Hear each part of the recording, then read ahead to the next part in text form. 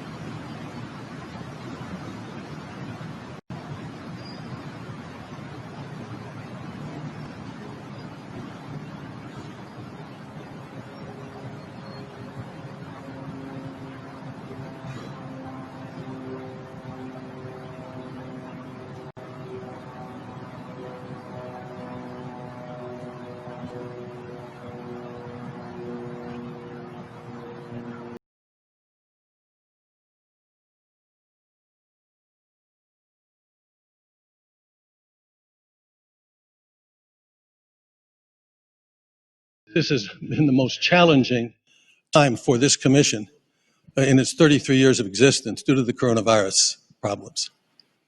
So many people, as Janet said, are responsible. We normally don't come out when my co-chairman and I come out and thank people, but we wouldn't be here today if it had not been for them. As we serve as both the sponsor and the producers of the debates, we have a crew of 65 people, most of which have been with us for years. Some of them go back to the first debates in 1988. And thanks so much to United Airlines, who stepped up to the plate and graciously provided to fly our whole crew from one site to another throughout the rest of the term of these debates. So we have a great shout out for United Airlines. Anheuser-Busch has been with us for 28 years, as has the firm of Crowell and Mooring in Washington, D.C. Also special thanks to some people in the network business, in the journalism business, Pentagram, CBS News Radio, and Intercom Communications. In the hotel behind us, the Intercontinental, there's a tremendously large room, which is called the Media Filing Center. There's only, I guess, is about 700 people in there today. We usually have 3,000 to 5,000 people in the Media Filing Center. And so with the cut down that we've had, you can look around this audience, we normally have 900 people in the audience. You people are very fortunate to have the opportunity to be here tonight. But the National Press Club in Washington, D.C. tonight is hosting a Media Filing Center for those journalists in Washington who couldn't be here tonight. And so we're very, very thankful for that. Many of you, I see faces here I've known and been in the audience before. There will be, in the estimate of most experts, close to 120 million people watching this debate this evening. It'll be on their TV sets, it'll be on their computers, it'll be on their iPads, it'll be on their iPhones, it'll be listening on the radio. And those 120 million, or however it works out to be, deserve to be able to listen and observe on this stage tonight. These two men put forth the reasons why they should be elected president of the United States. And that's why it's been our history in the general election debates that we urge our audiences not to clap, not to yell, to sit silently and not interfere with these people who are trying to ascertain who they're going to vote for. Now, exactly at 9 o'clock, you're going to hear a lot of noise behind you. If you turn around now, you can take a quick look. There's 3 on this side and 3 on this side, and these are the major nets. And at 9 sharp, you're going to hear them all go on air. And so it makes a little noise, so don't be afraid by it. And I must, at the end, really thank the people that you saw on your way here tonight, and you see around here. the United States Secret Service, the Federal Bureau of Investigation, Department of Homeland Security, and Clemson's University Media Forensic Hub that is working with us and monitoring the web and social media. So there's so many people to thank, and these men and women, and the police department that you saw outside, the local police department, who work so hard to keep us all safe and to keep our nation safe. So thanks. And now I'd like to introduce the newest member of the leadership team, Ken Wallach, who for 25 years ran the National Democratic Institute of International Affairs, NDI, and we're really excited to have him join us as co-chair. Thank you, Frank. I join Frank, Janet, and fellow board members, including Yvonne Howe and Jane Harmon, who are with us tonight, in welcoming you to the 23rd presidential debate sponsored and organized by the Commission on Presidential Debates. As Frank said, I'm the Commission's newest co-chair, and as the new kid on the block, I am proud to work alongside those who have been engaged in this initiative for the past 33 years. These debates have now become an integral part. The leadership team, Ken Wallach, who for 25 years ran the National Democratic Institute of International Affairs, NDI, and we're really excited to have him join us as co-chair. I join Frank, Janet, and fellow board members, including Yvonne Howe and Jane Harmon, who are with us tonight, in welcoming you to the 23rd presidential debate sponsored and organized by the Commission on Presidential Debates. As Frank said, I'm the Commission's newest co-chair, and as the new kid on the block, I am proud to work alongside those who have been engaged in this initiative for the past 33 years. These debates have now become an integral part of our political process, a view shared by the most important judge, the American electorate. But as significant as debates have become here, they can be even more consequential overseas, where the Commission, in partnership with the National Democratic Institute, has helped organize more than 400 debates in 45 nations. In post-conflict countries and in new and emerging democracies, debates have helped level the playing field in places where only one party has ruled. They have forced discussion on policy issues, not personalities, and yes, they have promoted comity among political competitors, and that's comity with a T. And this effort has spawned the establishment of a global support network of similar debate organizations from nearly 40 countries, dubbed Debates International. Now, I would call your attention to the Commission-sponsored Debate Watch 2020 and the participation by watch groups in all 50 states. From a hair salon owner in Cleveland Heights hosting 10 employees to the Atlantic Council hosting a global audience for more than 80,000.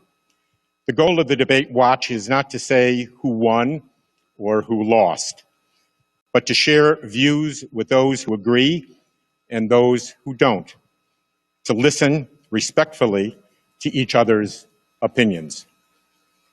We are pleased that the Commission's longest-standing supporters, Judy and Peter Kovler, are in the audience tonight. For 32 years, the Judy and Peter Blum Kovler Foundation has given its trust to the nonpartisan mission of the Commission. We are deeply grateful for their belief in our work and their extraordinary contribution to the 2020 debates. It is now my distinct honor to introduce Dr. Tom Mihaljevic, President of the Cleveland Clinic, and Barbara Snyder, President of Case Western Reserve University. Thank you very much.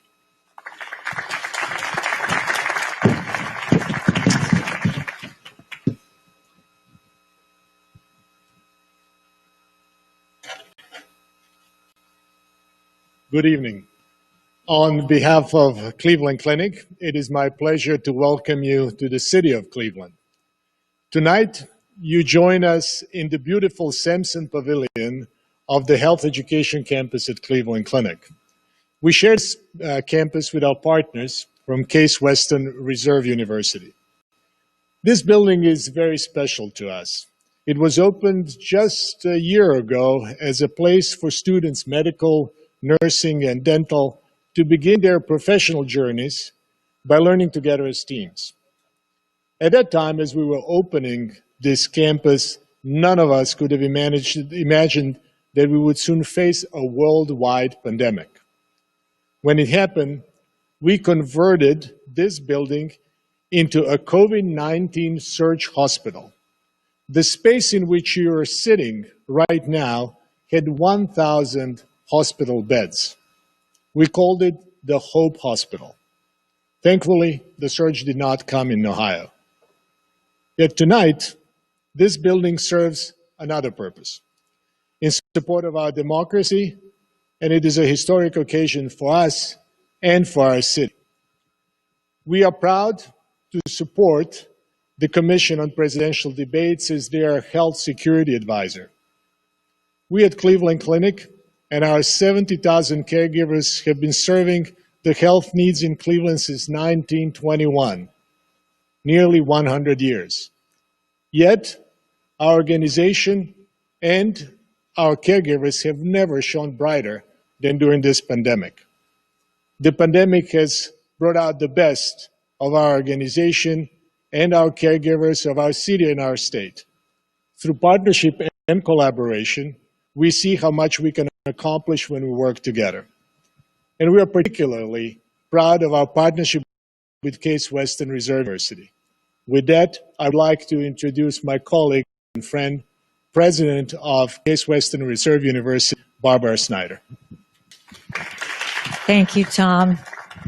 Case Western Reserve is honored to co-host this presidential debate with our partners at Cleveland Clinic and delighted to show you this spectacular space we created together. Research has long shown that team-based healthcare leads to better outcomes for patients. Yet nearly every academic institution continues to prepare students in separate buildings, literally in silos. Yet after spending years learning only with students from the same profession, doctors with doctors, nurses with nurses, and so on, they are suddenly expected to know how to work in teams once they get their diplomas. We knew there had to be a better way, and together we built it. When not filled with a stage and seats, this atrium gives hundreds of students a huge open space to study, talk, and simply be together. The entire building provides multiple spaces for them to come together, supported by an academic model that emphasizes opportunities to learn with and from one another. Add state-of-the-art technology, and we know our graduates will be uniquely prepared to excel in team-based care and ultimately to lead it. Along the way, Cleveland Clinic and Case Western Reserve also learned from one another. Among the most valuable lessons was that through collaboration, we achieve far more than either of us could achieve alone. Thank you, Tom, for being such a wonderful colleague and friend.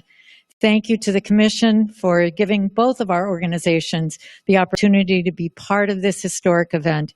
It is a true privilege to contribute to our nation's democratic process. And thank you all for watching.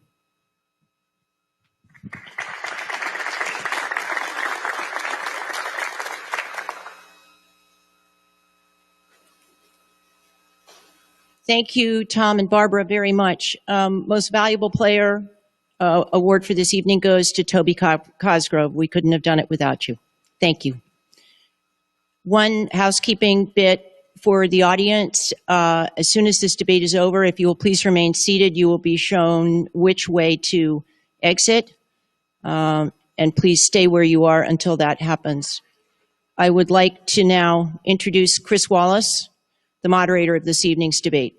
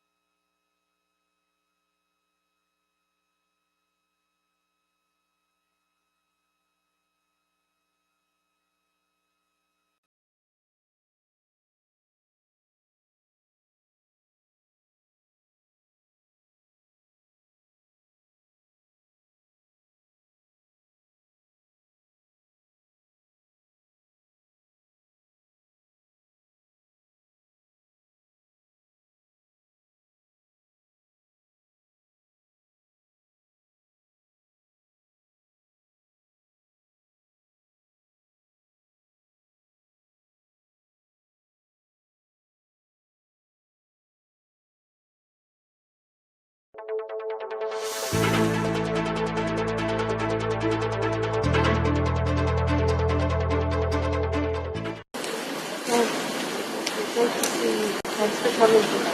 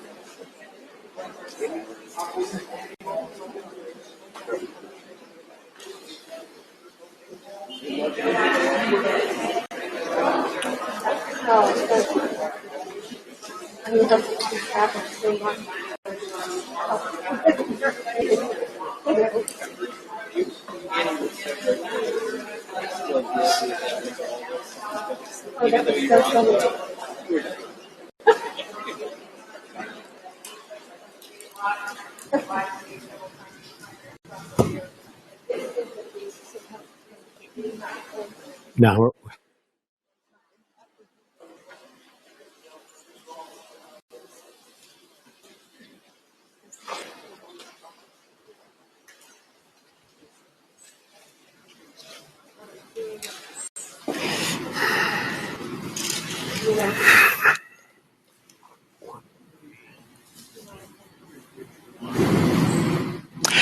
good evening from the Health Education Campus of Case Western Reserve University and the Cleveland Clinic.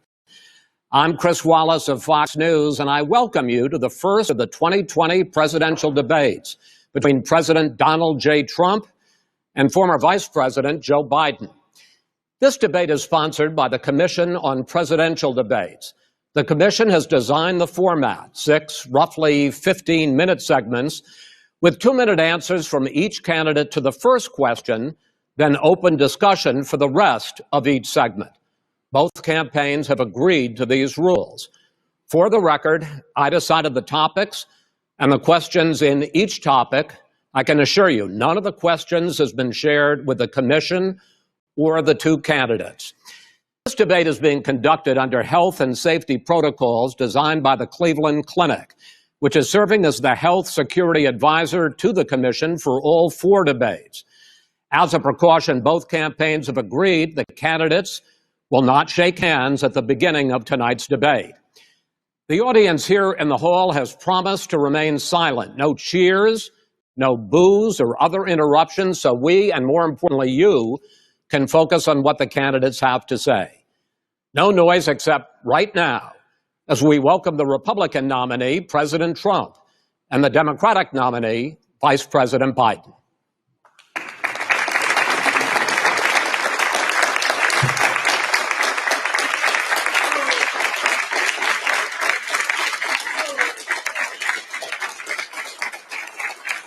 How you doing, man? How are you?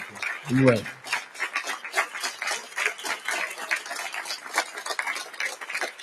Gentlemen, a lot of people have been waiting for this night, so let's get going. Our first subject is the Supreme Court.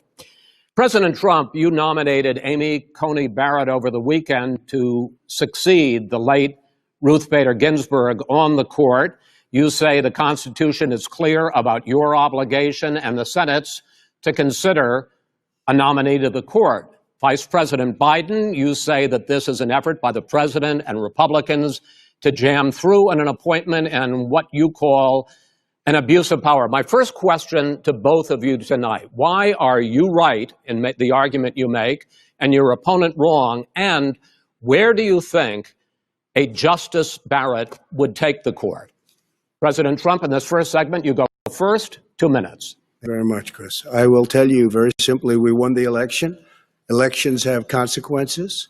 We have the Senate, we have the White House, and we have a phenomenal nominee, respected by all, top academic, good in every way, In fact, some of her biggest endorsers are very liberal people from Notre Dame and other places. So I think she's going to be fantastic. We have plenty of time, even if we did it after the election itself. I have a lot of time after the election, as you know. So I think that she will be outstanding. She's going to be as good as anybody that has served on that court. We really feel that. We have a professor at Notre Dame, highly respected by all, said she's the single greatest student he's ever had. He's been a professor for a long time at a great school. And we won the election, and therefore we have the right to choose her. And very few people knowingly would say otherwise. And by the way, the Democrats, they wouldn't even think about not doing it. If they had, the only difference is they'd try and do it faster. There's no way they would give it up. They had Merrick Garland, but the problem is they didn't have the election, so they were stopped. And probably that would happen in reverse also. Definitely would happen in reverse. So we won the election, and we have the right to do it, Chris. President Trump, thank you. Same question to you, Vice President Biden. You have 2 minutes. Well, first of all, thank you for doing this, and looking forward to this, Mr. President. Thank you, Joe. The American people have a right to have a say in who the Supreme Court nominee is, and that say occurs when they vote for a United States senators and when they vote for the President of the United States. They're not going to get that chance now because we're in the middle of an election already. The election has already started. Tens of thousands of people have already voted. And so the thing that should happen is we should wait. We should wait and see what the outcome of this election is, because that's the only way the American people get to express their view is by who they elect as president, who they elect as vice president. Now, what's at stake here is the president's made it clear he wants to get rid of the Affordable Care Act. He's been running on that, he ran on that, and he's been governing on that. He's in the Supreme Court right now trying to get rid of the Affordable Care Act, which will strip 20 million people from having insurance, health insurance now, if it goes into court. And the justice, and I have nothing, I'm not opposed to the justice, she seems like a very fine person. But she's written before she went on the bench, which is her right, that she thinks that the Affordable Care Act is not constitutional. The other thing that's on the court, and if it's struck down, what happens? Women's rights are fundamentally changed. Once again, a woman could be pay more money because she has a pre-existing condition of pregnancy. They were able to charge a woman more for the same exact procedure a man gets. And that ended when we, in fact, passed the Affordable Care Act. And there's 100 million people who have pre-existing conditions, and they'll be taken away as well. Those pre-existing conditions, insurance companies are going to love this. And so it's just not appropriate to do this before this election. If he wins the election and the Senate is Democrat or Republican, then he goes forward. If not, we should wait until February. All right. There aren't 100 million people with pre-existing conditions. As far as the say is concerned, the people already had their say. Okay, Justice Ginsburg said very powerfully, very strongly, at some point, 10 years ago or so, she said a president and a Senate is elected for a period of time, but a president's elected for 4 years. We're not elected for 3 years. I'm not elected for 3 years. So we have the Senate, we have a president. He's elected to the next during election. that period of time, we have an opening. I'm not elected for 3 years. I'm elected for 4 years. And the 100 million people, Joe, the 100 million people is totally wrong. I don't know where you got that number. The bigger problem that you have is that you're going to extinguish 180 million people with their private health care that they're very happy with. That's simply not true. Well, you're certainly going to socialist. You're going to socialist medicine. We're now into, gentlemen, we're now into open discussion. Open discussion. Open discussion. Yes, I agree. Go ahead, Vice President. Number one, he knows that what I proposed. What I proposed is that we expand Obamacare and we increase it. We do not wipe any. And one of the big debates we had with 23 of my colleagues trying to win the nomination that I won were saying that Biden wanted to allow people to have private insurance still. They can. They do. They will under my proposal. It's not what you've said, But and it's not what your party has said. That is simply your party a lie. doesn't say it. Your party wants to go socialist medicine. My party is and me. socialist right healthcare. now. I am, and the they're going to Democratic dominate Party. you, Joe. You know that. I am the Democratic Party right now. The platform of the Not according Democratic to Party Harris. is what I, in fact, approved of. What I approved of. Now, here's the deal. The deal is that it's going to wipe out pre-existing conditions. And by the way, the 200,000 people that have died on his watch, how many of those have survived? Well, there's 7 million people that contracted COVID. What does it mean for them going forward if you strike down the Affordable Care Act? Joe, you've had 308,000 military people dying because you couldn't provide them proper health care in the military. So don't tell me I'm about happy this. to talk about And this. if you were here, Look, it here's wouldn't be the deal. 200, it would be 2 million people because you were very late on the draw. You Late didn't on want the me to draw. ban China, which was heavily infected. You didn't want me to ban All right, gentlemen, Europe, which no, was heavily Mr. President. You would have Mr. been much President, later, Joe. Mr. President, much later. Mr. You're President, talking about 2 million people. You're not gonna be able President, to as shut a him up. moderator, we are going to talk about COVID in the next segment, but go ahead. Let me finish. The point is that the president also is opposed to Roe v. Wade. That's on the ballot as well in the court. And so that's also at stake right now. And so the election is all You don't know it's on the ballot. Why is it on the ballot? Because Why is you it on the said ballot? It's not you're- on the ballot. It's on the ballot in the I court. don't think so. In the court. Well, There's nothing happening there. Donald, would you And you just be don't quiet know for a her minute? view on Roe v. Wade. I You don't her know. view. Well, all right. Let's talk. We got a lot to unpack here, gentlemen. We got a lot of time. So on health care, and then we'll come back to Roe v. Wade. All right. Mr. President, the Supreme Court will hear a case a week after the election in which the Trump administration, along with 18 state attorneys general, are seeking to overturn That's right. Obamacare, to end Obamacare. You have spent the last... Because they want to give good health care. If I may ask my question, sir. Good health care. Over the last 4 years, you have promised to repeal and replace Obamacare, but you have never in these 4 years come up with a plan, a comprehensive plan Yes, to I have. replace Obamacare. Of course I have. Well, I got rid of the individual I'm mandate. going to give you an Excuse me. opportunity. I got rid of the individual mandate, which was a That is big not a chunk of comprehensive That plan. is absolutely a big thing. That was the worst I part of didn't ask, Obamacare. sir. Chris, You're that was the debating him, worst not part of me. Obamacare. Let me ask my question. Well, I'll ask Joe. The individual mandate was the most unpopular aspect of Obamacare. I got rid of it. I'd like and we will protect Mr. people President, with I'm the pre-existing moderator of this conditions. debate, and I would like you to let me ask my question, and then you can answer your Go ahead. question. You, in the course of these 4 years, have never come up with a comprehensive plan to replace Obamacare, and just this last Thursday, you signed a largely symbolic executive order to protect people with pre-existing conditions 5 days before this debate. So my question, sir, is what is the Trump health care plan? Fine. Well, first of all, I guess I'm debating you, not him, but that's okay. I'm not surprised. Let me just tell you something, that there's nothing symbolic. I'm cutting drug prices. I'm going with favored nations, which no president has the courage to do because you're going against big pharma. Drug prices will be coming down 80 or 90%. You could have done it during your 47-year period in government, but you didn't do it. Nobody's done it. So we're cutting health care. What about All of the pre-existing things that conditions? we've done, He has not cut insulin. health I give care. you an example. Insulin. It was destroying families, destroying people because I'm getting it for so cheap.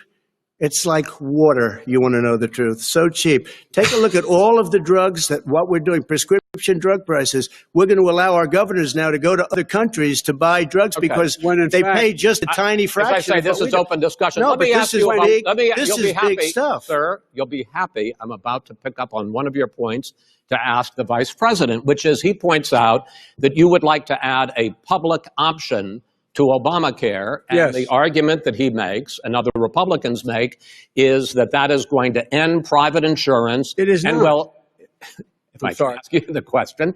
It will Not end. what your party says, by the way. It will end private insurance and create a government takeover of health care. It does not. It's only for those people who are so poor they qualify for Medicaid. They can get that free in most states, except governors who want to deny people who are poor Medicaid. Anyone who qualifies for Medicare would Medicaid would automatically be enrolled in the public option. The vast majority of the American people would still not be in that option, number one. Joe, you agreed with Bernie Sanders, who's far left, on the manifesto, and that gives you socialized medicine. Look, hey, Are you saying I'm not you going to didn't listen to him. The fact of the matter is, I beat Bernie Sanders. Not by much. I beat him a whole hell of a lot. I'm here standing facing you, old buddy. Pocahontas would have left 2 days early. You would have lost every primary. All he knows how to do is Super Tuesday. You got very lucky. Here's the deal. I got very lucky. I'm going to get very lucky tonight as well. And tonight I'm going to make sure, because here's the deal. Here's the deal. The fact is that everything he's saying so far is simply a lie. I'm not here to call out his lies. Everybody knows he's a liar. But you I just want to make sure. Joe, you're the liar. I want to make sure. Graduated last in your class, not first in your class. I want to make Mr. sure. President, can you let him finish, sir? No, he doesn't know how to do that. He has, You'd be surprised. You picked You'd be surprised. the wrong guy, the wrong night at the wrong time. Listen, you agreed with Here's the Bernie deal. Sanders to the The manifesto. whole idea. Let him. There is no manifesto, number Please one. let him speak, Mr. Number two. You just lost the left. Number two. You just lost the left. You agreed with Bernie Sanders on a plan. Folks, absolutely folks, agreed do you have to, any and under that idea plan, what you have this clown's socialized, doing? They call it Mr. Do you Mr. have any President. do? socialized medicine. Mr. Well, President. I tell you what, he is not for any help for people needing health care because he in fact already has cost 10 million people their health care that they had from their employers because of his recession. Number one. Number two, there are 20 million people getting health care through Obamacare now that he wants to take it away. He won't ever look you in the eye and say that's what he wants to do. Take it away. No, I want to give them better health care at a much lower price because by the way, he doesn't know how. Good. He doesn't know how I've to do already that. Fixed it. He has never offered a plan. Fixed it to an extent. He has never done a as you single might thing. know, but probably don't. Gentlemen, you realize if you're both speaking at the same time, and it's too expensive. Let the president go ahead, sir. Obamacare is no good. We made it better, and I had a choice to make very early on. We took away the individual mandate. We guarantee pre-existing conditions, but took away the individual mandate. Listen, this is the way it is. And that destroyed, that. They shouldn't even call it Obamacare. Then I had a choice to make. Do I let my people run it really well or badly? If I run it badly, they'll probably blame him, but they'll blame me. But more importantly, I want to help people, okay? I said, you got to run it so well. That's what he's and I known just for. had a meeting with them. They said, the problem is no matter how well you run Obamacare, it's a disaster. It's too expensive. Okay. Premiums are too high, and it doesn't work. So we do want to get rid of it. Chris, we want to get rid of it. I understand it, sir, but I have to give you roughly equal time. Good. Please let the vice president talk. Good. He has no plan for health care. Of course we do. He sends out wishful thinking. He has executive orders that have no power. He hasn't lowered drug costs for anybody. He's been promising a health care plan since he got elected. He has none, like almost everything else he talks about. He does not have a plan. He doesn't have a plan. And the fact is, this man doesn't know what he's talking about. All right. I have one final question for you, sure. Mr. Vice President. If Senate Republicans, we were talking originally about the Supreme Court here, if Senate Republicans go ahead and confirm Justice Barrett, there has been talk about ending the filibuster or even packing the court, adding to the 9 justices there. You call this a distraction by the president, but in fact it wasn't brought up by the president. It was brought up by some of your Democratic colleagues in the Congress. So my question to you is, you have refused in the past to talk about it. Are you willing to tell the American people tonight whether or not you will support either ending the filibuster or packing the court? Whatever position I take on that, that'll become the issue. The issue is the American people should speak. You should go out and vote. You're in voting now. Vote and let your senators know how strongly you feel. Vote now. Are you going to pack the Make court? sure you, in fact, let people know you're a senator. I'm not going to answer the question. Why because, would you answer that because question? The question is, radical left. will you shut up, man? Listen, who is on your list, Joe? This Who's is on your so list? Right, gentlemen, I think this we've is ended so this. He's going to pack the court. We have I'm not going to give a list. We have ended this segment. We're going to move on to the second segment. That was really a productive segment, wasn't it? Keep yapping, man. The people understand, Joe. They sure 47 years you've done nothing. They understand. Oh. All right. The second subject is COVID-19, which is an awfully serious subject. So let's try to be serious about it. We have had more than 7 million cases of coronavirus in the United States, and more than 200,000 people have died. Even after we produce a vaccine, experts say that it could be months or even years before we come back to anything approaching normal. My question for both of you is, based on what you have said and done so far, and what you have said you would do starting in 2021, why should the American people trust you more than your opponent to deal with this public health crisis going forward? In this case, the question goes to you first, sir. 2 minutes uninterrupted. Good luck. 200,000 dead. As you said, over 7 million infected in the United States. We, in fact, have 5%, 4% of the world's population, 20% of the deaths. 40,000 people a day are contracting COVID. In addition to that, about between 750 and 1,000 people a day are dying. When he was presented with that number, he said, it is what it is. Well, it is what it is because you are who you are. That's why it is. The president has no plan. He hasn't laid out anything. He knew all the way back in February how serious this crisis was. He knew it was a deadly disease. What did he do? He's on tape as acknowledging he knew it. He said he didn't tell us or give people a warning of it because he didn't want to panic the American people. You don't panic. He panicked.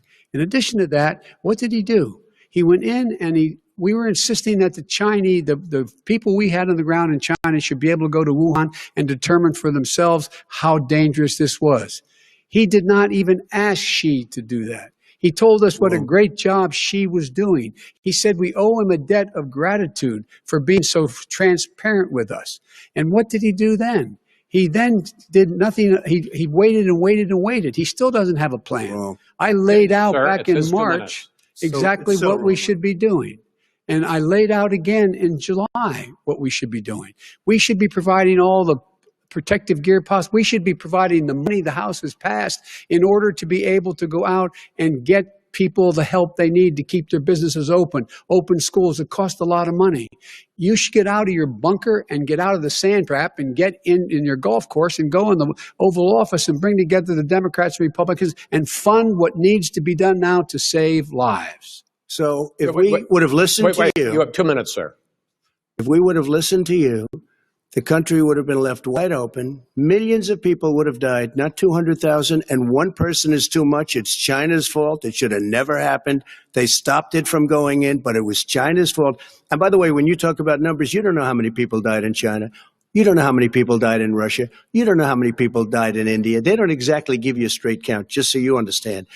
But if you look at what we've done, I closed it and you said he's xenophobic. He's a racist and he's xenophobic because you didn't think I should have closed our country. Wait a minute. It says 2 minutes. You didn't think we should have closed our country because you thought it was terrible. You wouldn't have closed it for another 2 months. By my doing it early, in fact, Dr. Fauci said, President Trump saved thousands of lives. Many of your Democrat governors said, President Trump did a phenomenal job. We worked with the governor. Oh, really? Go take a look. The governors said I did a phenomenal job. Most of them said that. In fact, people that would not be necessarily on my side said that. President Trump did a phenomenal job. We did. We got the gowns. We got the masks. We made the ventilators. You wouldn't have made ventilators. And now we're weeks away from a vaccine. We're doing therapeutics already. Fewer people are dying when they get sick. Far fewer people are dying. We've done a great job. The only thing I haven't done a good job, and that's because of the fake news. No matter what you say to them, they give you bad press on it. It's just fake news. They give you good press. They give me bad press because that's the way it is, unfortunately. But let me just say something. I don't care. I've gotten used to it.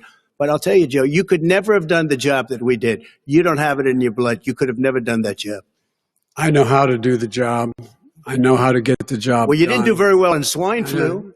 H1N1, you were a disaster. Your own chief of staff said you were a disaster. 14,000 people died, not 200,000. There was A no very- economic recession. Sir, you made a There was no lethal recession. disease, you made by a the way. point. Let him answer. And there was we didn't shut down the economy.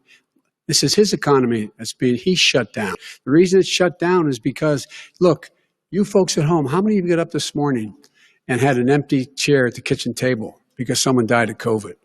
How many of you were in a situation where you lost your mom or dad and you couldn't even speak to them? You had a nurse holding a phone up so you could, in fact, say goodbye. You would have lost far How more many people. Far more people. And, you would have been and by the way, months late. your own, You were his months behind me, his Joe. own CDC director says we could lose as many as another 200,000 people between now and the end of the year. And he said, if we just wear a mask, we can save half those numbers. Just a mask.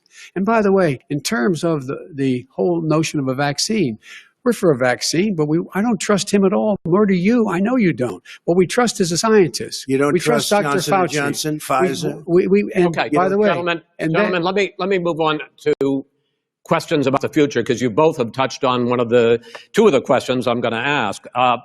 Focusing on the future first, President Trump, you have repeatedly either contradicted or been at odds with some of your government's own top scientists. The week before last, the head of the Centers for Disease Control, Dr. Redfield, said it would be summer before the vaccine would become generally available to the public. You said that he was confused and mistaken. Those were your two words. Yeah. But Dr. Slaoui, the head of your Operation Warp Speed, has said exactly the same thing. Are they both wrong? Well, I've spoken to the companies, and we can have it a lot sooner. It's a very political thing because people like this would rather make it political than save lives. God. It is a very political thing. I've spoken to Pfizer. I've spoken to all of the people that you have to speak to. We have great Moderna, Johnson & Johnson, and others. They can go faster than that by a lot. Become very political because the left, or I don't know if I call them left, I don't know what I call them. the head of your Operation Warp Speed, Dr. Slaoui? I disagree with him. Yeah, no, I disagree with both of them. And he didn't say that. He said it could be there, but it could also be much sooner. I had him in my office 2 days ago. He talked about the summer, sir, before it's generally available. Just like he said Dr. it's a Redfield. possibility that we'll have the answer before November 1st. It could also I'm be talking after about when it's that. generally available. We're going to deliver it right away. We have the military all set up. Logistically, they're all set up. We have our military that delivers soldiers, and they can do 200,000 a day. They're going to be delivering. This is the same man It's who all told set you up. by Easter this would be gone away. By the warm weather, it'd be gone. Miraculous, like a miracle. And by the way, maybe you could inject some bleach in your arm, and that would take care of it. This is the same man. That was said sarcastically. That was you know that. That was said sarcastically. And so here's the deal. This man is talking about a vaccine. Every serious company is talking about maybe having a vaccine done by the end of the year. But the distribution of that vaccine will not occur until sometime beginning or the middle of next year to get it out, if we get the vaccine. And pray God we will. Pray God we will. Mr. Vice President, I want to pick up You'll have the vaccine sooner I want to than pick that. up on this question, though. You say the public can trust the scientists, but they can't trust President Trump. In fact, you said that again tonight. Your running mate, Senator Harris, goes further, saying the public health experts, quote, will be muzzled, will be suppressed. Given the fact that polls already show that people are concerned about the vaccine and are reluctant to take it, are you and your running mate, Senator Harris, contributing to that fear? No more than the question you just asked him. You pointed out. He puts pressure and disagrees with his own scientists. But you're saying Everybody you can't, knows. or Senator And Harris is saying no, you can't trust the scientists. No, you can trust the scientists. She didn't say that. You can't trust She said the public health Did say experts, that. quote, will be muzzled, will be suppressed. Well, that's what he's going to try to do. But there's millions of scientists, there's thousands of scientists out there, like here at this great hospital, that don't work for him. Their job doesn't depend on him. That's not, they're the people. And by the way, I spoke to the scientists that are in charge. By the way, they will have the vaccine very soon. Let him finish. you believe for a moment what he's telling you in light of all the lies he's told you about the whole issue relating to COVID?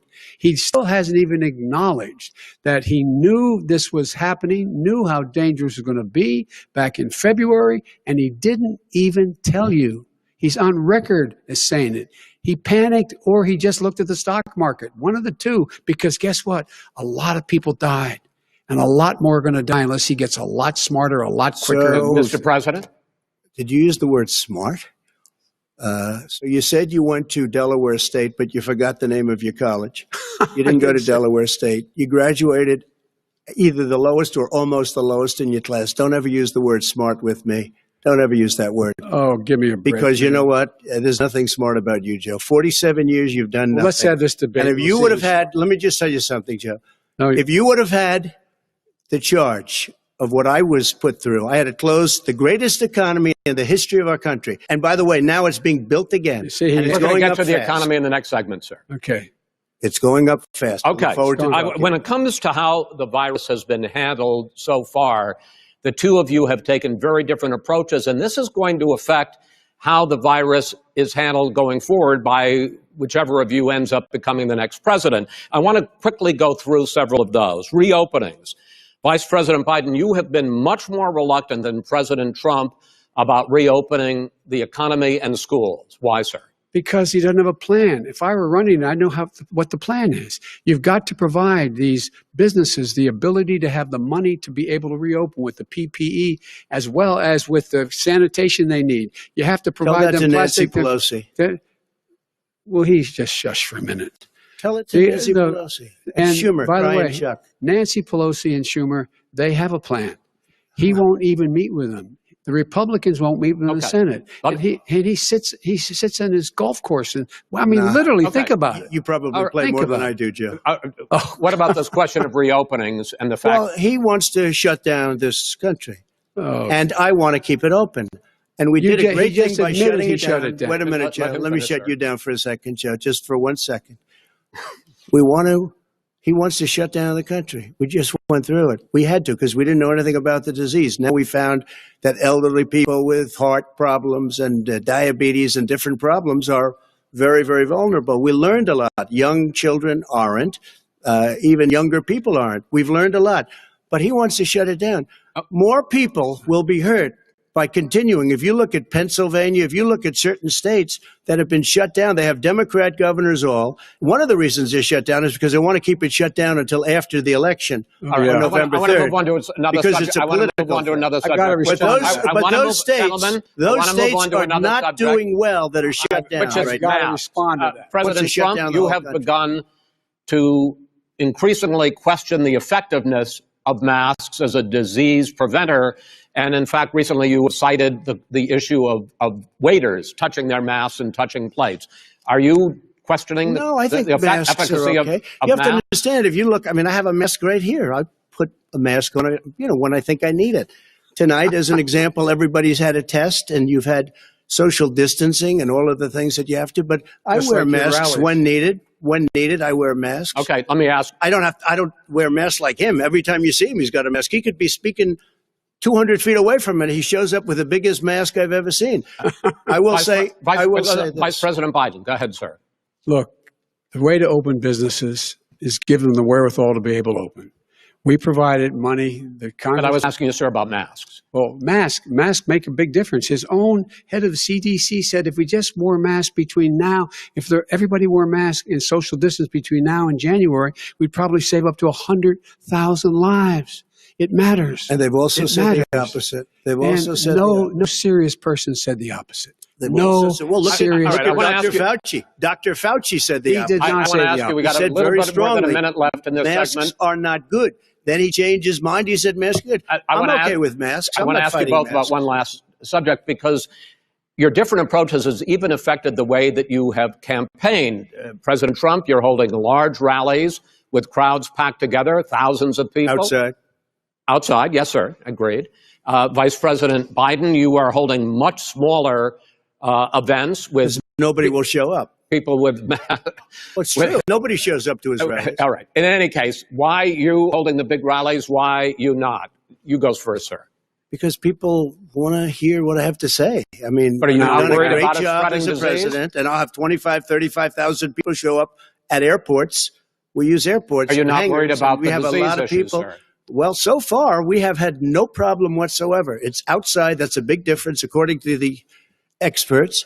And we do them outside. We have tremendous crowds, as you see. I mean, and literally on 24 hours notice. Joe does the circles and has 3 people someplace. Okay. By the way, did you see one of the last big rallies he has?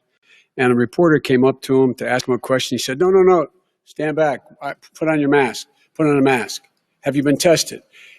I'm way far away from those other people. That's what he said. I'm going to be okay. He's not worried about you. He's not worried about the people out there breathing in one another. We've had no negative effect. No negative effect. We've had no negative effect. And we've had 30,000, 40,000 people at these rallies. Just quickly finish up because I want to move on to our next. Yes, I would. He's been totally irresponsible the way in which he has handled the social distancing and people wearing masks, basically encourage them not to. All right. He's a fool on this. If you could get the crowds, you would have done the same thing. But you can't. Nobody cares. Gentlemen, can we move on to the economy? Gentlemen, can we move on to the economy? Yes. The economy is, I think it's fair to say, recovering faster than expected from the shutdown. Much faster. In the second quarter, the unemployment rate fell to 8.4% last month. The Federal Reserve says the hit to growth, which is going to be there, is not going to be nearly as big as they had expected. President Trump, you say we are in a V-shaped recovery. Vice President Biden, you say it's more of a K-shape. What difference does that mean to the American people in terms of the economy? President Trump, in this segment, you go first. So we built the greatest economy in history. We closed it down because of the China plague. When the plague came in, we closed it down, which was very hard psychologically to do. He didn't think we should close it down, and he was wrong. And again, 2 million people would be dead now instead of still 204,000 people is too much. 1 person is too much. Should have never happened from China. But what happened is we closed it down and now we're reopening and we're doing record business. We had 10.4 million people in a 4-month period that we've put back into the workforce. That's a record the likes of which nobody's ever seen before. And he wants to close down he will shut it down again. He will destroy this country. You know, a lot of people between drugs and alcohol and depression, when you start shutting it down, you take a look at what's happening in some of your Democrat-run states where they have these tough shutdowns. And I'm telling you, it's because they don't want to open it. One of them came out last week. You saw that. Oh, we're going to open up on November 9th. Why November 9th? Because it's after the election. They think they're hurting us by keeping them closed. They're hurting people. People know what to do. They can social distance. They can wash their hands. They can wear masks. They can do whatever they want. But they got to open these states up. When you look at North Carolina, when you look, and these governors are under siege, Pennsylvania, Michigan, and a couple of others, you got to open these states up. It's not fair. You're talking about almost it's like being in prison. And you look at what's going on with divorce, look at what's going on with alcoholism and drugs. It's a very, very sad thing. And he'll close down the whole country. This guy will close down the whole country and destroy our country. Our country is coming back incredibly well, setting records as it does it. We don't need somebody to come in and say, let's shut it down. All right. Your 2 minutes, sir. We're now moved to you. As I said, posing the question, the president says it's a V-shaped recovery. You say it's a K-shaped recovery. What's the difference? The difference is millionaires and billionaires like him in the middle of the COVID crisis have done very well. Billionaires have made another $300 billion because of his profligate tax proposal, and he only focused on the market. But you folks at home, you folks living in Scranton and Claymont and all the small towns and working class towns in America, how well are you doing? This guy paid a total of $750 in taxes. Sir, no, sir, it's his wrong statement. Yeah, I understand. You've agreed to the 2 minutes, so please let him have it. Do I get my time back? The fact is that he has, in fact, worked on this in a way that he's going to be the first president of the United States to leave office having fewer jobs in his administration than when he became president. Fewer jobs than when he became president. First one in American history. Secondly, the people who have lost their jobs are those people who have been on the front lines, those people who have been saving our lives, those people who have been out there dying, people who've been putting themselves in a way to make sure that we could all try to make it. And the idea that he is insisting that we go forward and open when you have almost half the states in America with a significant increase in COVID deaths and COVID cases in the United States of America. And he wants to open it up more.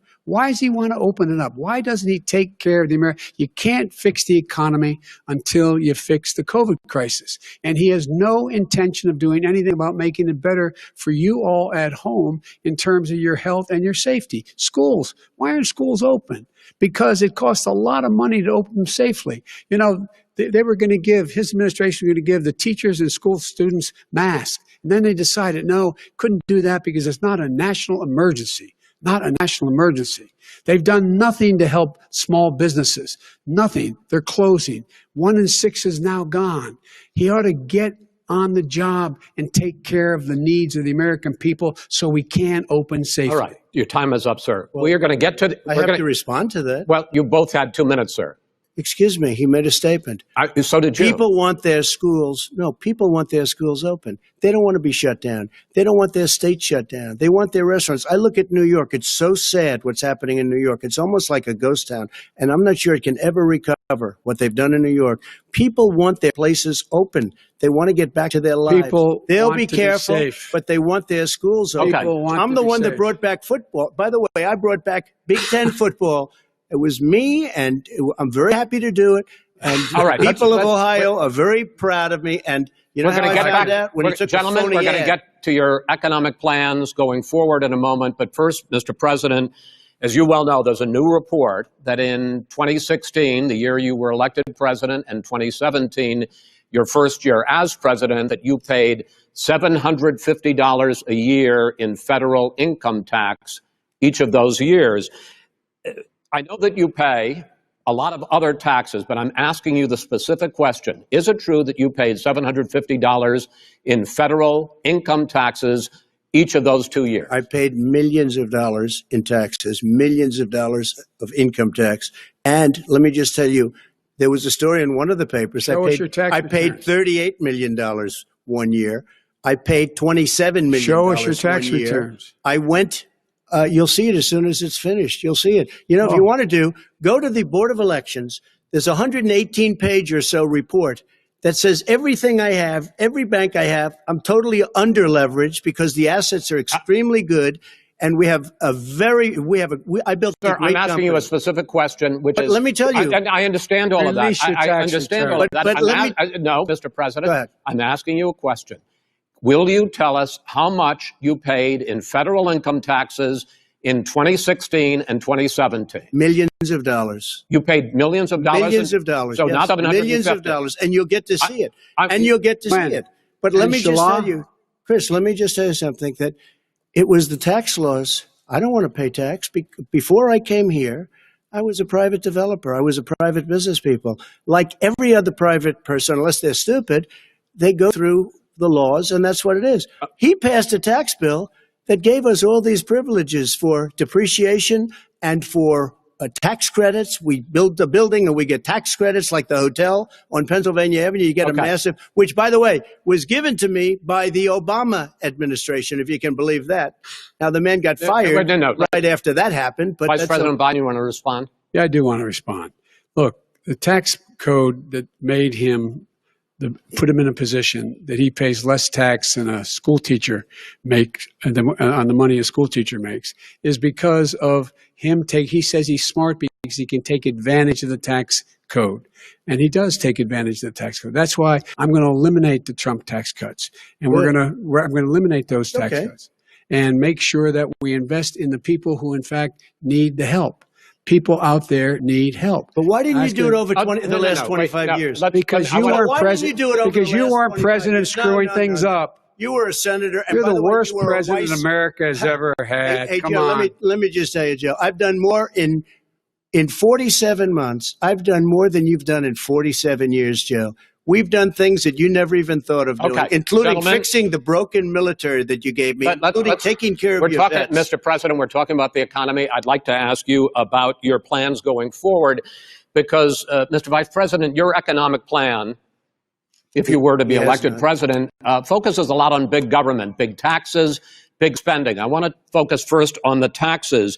You propose more than $4 trillion over a decade in new taxes on individuals making more than $400,000 a year and on corporations.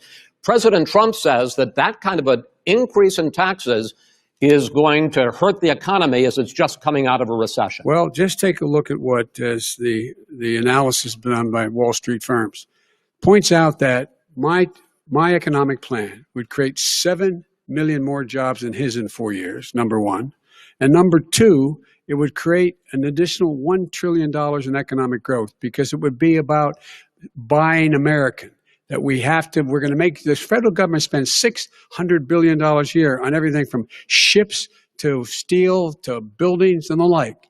And under my proposal, we're going to make sure that every penny of that has to be made by a company. But respectfully, sir, I'm talking about taxes, not spending. By the way, I'm going to eliminate a significant number of the tax. I'm going to make the corporate tax 28%. It shouldn't be 21%. You have 91 companies, in the Fortune 500 who don't pay a single penny in tax, making billions of dollars. Why didn't you do it before when you were vice president with Obama? Because you, in fact, passed that. That was your tax proposal. I got it done. And you know what happened? Yeah, you got it done. Our economy boomed like it's never boomed. The economy is Mr. President, Mr. President, let me pick up on that. You would continue your free market approach, low taxes, more deregulation, correct? Not lower taxes for American people. But let me. Excuse me. But in Obama's, you talk about the economy booming. It turns out that in Obama's final 3 years as president, more jobs were created, 1.5 million more jobs than in the first 3 years of your presidency. They had the slowest recovery economic recovery since 1929. It was the slowest recovery. Also, they took over something that was down here. All you had to do is turn on the lights and you pick up a lot.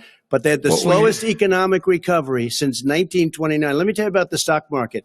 When the stock market goes up, that means jobs. It also means 401ks.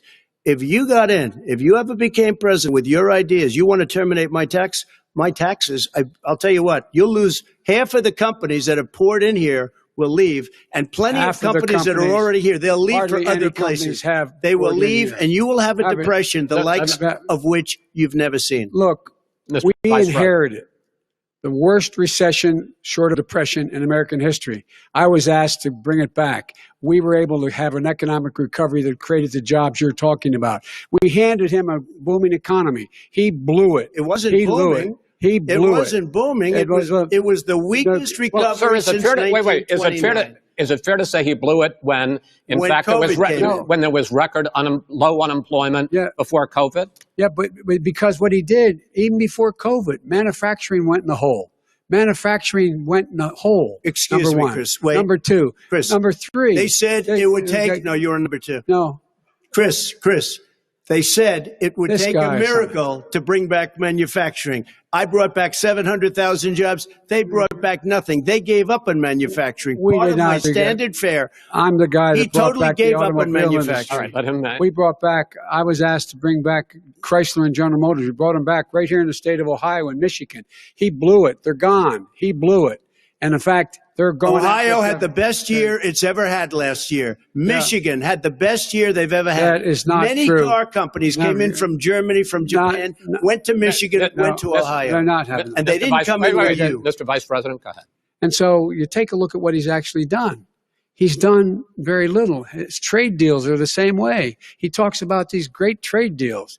You know, he talks about the art of the deal. China's perfected the art of the steal. We have a higher deficit with China now than we did before. We have the highest trade deficit with Mexico. China ate your lunch, down 18%. China ate your lunch, Joe, and no wonder your son goes in and he takes out billions of dollars, to manage. He makes millions of dollars. And also, while we're at it, why is it, just out of curiosity, the mayor of Moscow's wife gave your son $3.5 million.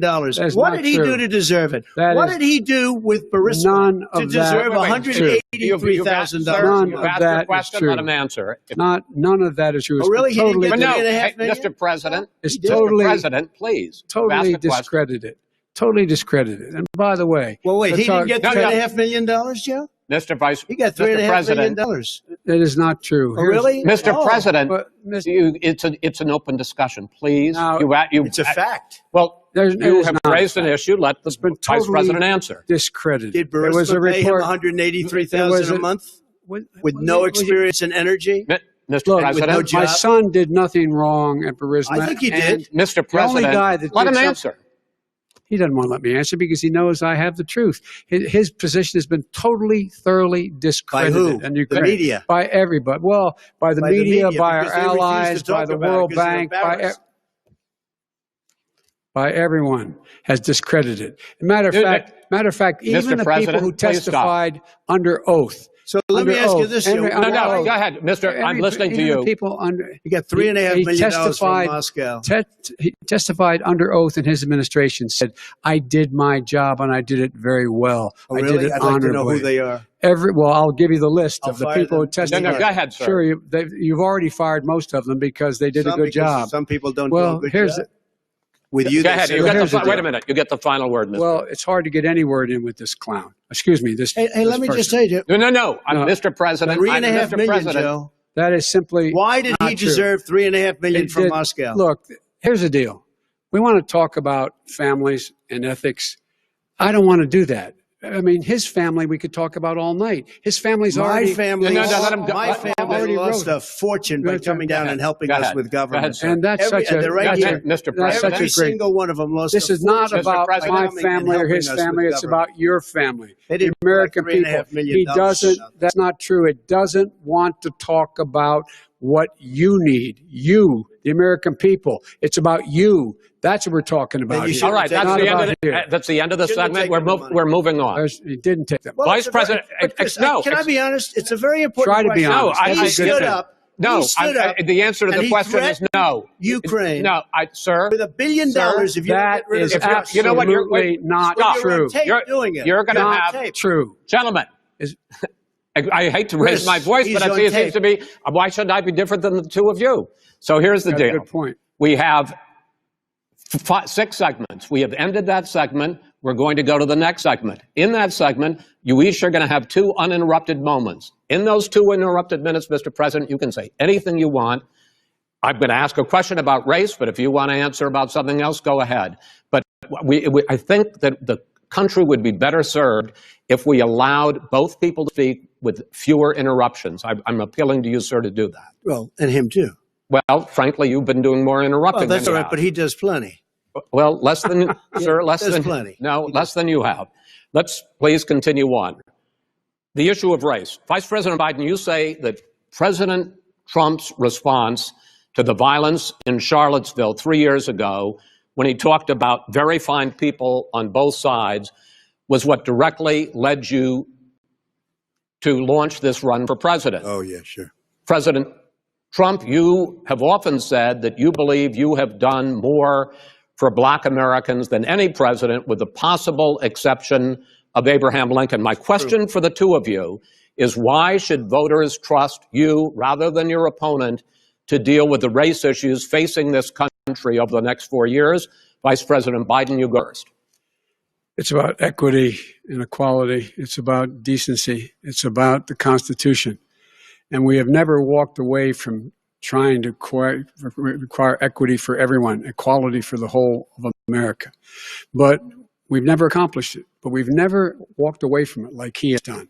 It is true. The reason I got in the race is when those people, close your eyes, remember what those people looked like coming out of the fields carrying torches, their veins bulging, just spewing anti-Semitic bile, and accompanied by the Ku Klux Klan. A young woman got killed. And they asked the president what he thought. He said there were very fine people on both sides. No president has ever said anything like that. It is who's now, second point I'd make to you is that when Floyd was killed, when Mr. Floyd was killed, there was a peaceful protest in front of the White House. What did he do? He came out of his bunker, had the military use tear gas on him so he could walk across to a church and hold up a Bible. And then what happened after that? The bishop of that very church said that it was a disgrace. The general who was with him said all he ever wants to do is divide people, not unite people at all. This is a president who has used everything as a dog whistle to try to generate racist hatred, racist division. This is a man who, in fact, you talk about helping African Americans. 1 in 1,000 African Americans has been killed because of the coronavirus. And if he doesn't do something quickly, by the end of the year, 1 in 500 will have been killed. 1 in 500 African Americans. This man is a savior of African Americans. This man cares at all. This man's done virtually nothing. Look, the fact is that you have to look at what he talks about. You have to look at what he did. And what he did has been disastrous for the African-American community. So, President Trump, you have 2 minutes. Why should Americans trust you over your opponent to deal with racism? he did a crime bill, 1994, where you call them super predators, African Americans, super predators, and they've never forgotten it. They've never forgotten it, Joe. No, sir, it's his 2 minutes. So you did that, and they call you a super predator, and I'm letting people out of jail now that you have treated the African American population community, you have treated the black community about as bad as anybody in this country. You did the 1990, and that's why, if you look at the polls, I'm doing better than any Republican has done in a long time, because they saw what you did. You call them super predators, and you've called them worse than that, because you look back at your testimony over the years, you've called them a lot worse than that. As far as the church is concerned, and as far as the generals are concerned, we just got the support of 250 military leaders and generals, total support. Law enforcement, almost every law enforcement